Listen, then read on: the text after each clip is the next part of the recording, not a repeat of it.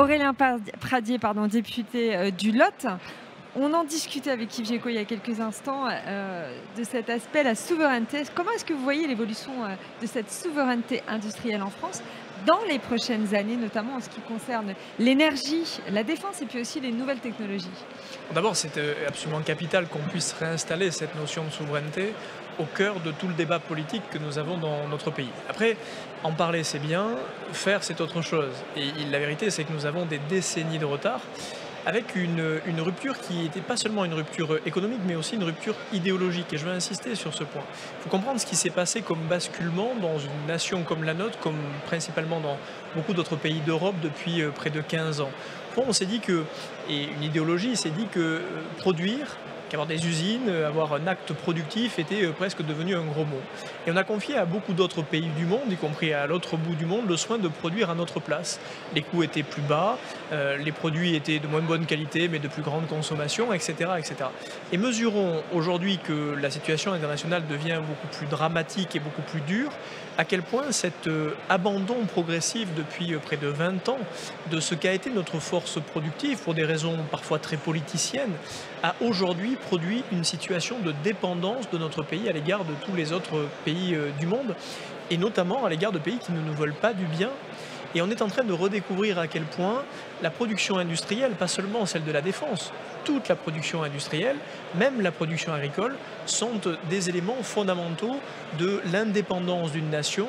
Et lorsqu'il s'agit de tenir tête à d'autres grands pays du monde, eh bien, ceux qui ont cette souveraineté et cette indépendance sont plus forts que ceux qui ne l'ont pas.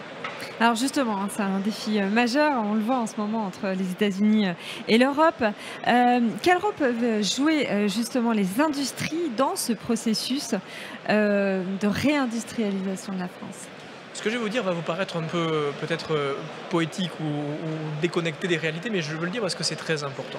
D'abord, nos industriels, on le voit ici sur ce salon, ils ont un rôle essentiel qui est presque un rôle de civilisation.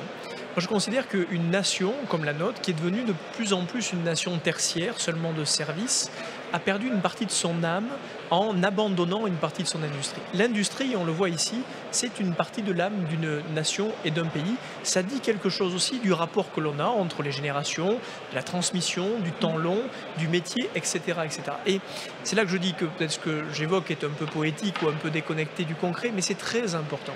Quand la France se défend pour redevenir une nation industrielle, elle cherche aussi à retrouver son âme.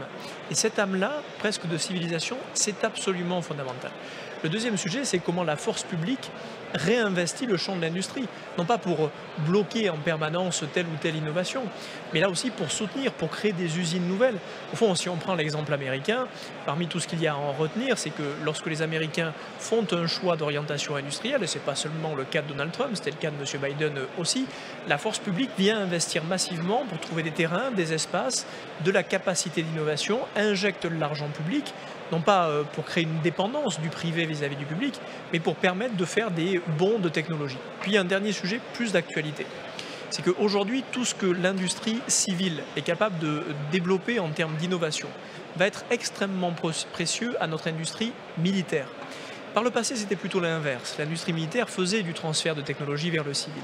Aujourd'hui, on le voit bien, c'est notre industrie civile qui est capable, et je l'ai vu beaucoup sur beaucoup de stands dans ce beau salon, à quel point l'industrie civile est capable de dire aussi ce que seront les innovations en termes militaires.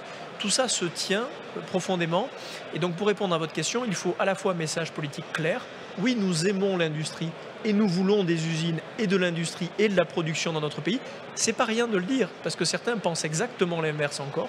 Et deuxièmement, investir massivement de l'argent, parce qu'il faut de l'investissement pour soutenir l'industrie. 30 secondes pour répondre sur la partie de l'investissement et des atouts industriels pour avoir sa place sur la scène mondiale. Les valeurs humaines, on le voit ici, la transmission, le compagnonnage, la capacité à transmettre d'une génération à une autre. Et puis l'innovation, c'est absolument prodigieux de voir que nos industriels, dans ce tissu parfois de petites entreprises, est capable d'être très robuste et très innovant. Au fond, on peut avoir une longue histoire industrielle, c'est le cas de beaucoup de nos entreprises, et avoir un très bel avenir aussi. Merci Aurélien Pradier, député du Lot de la première circonscription.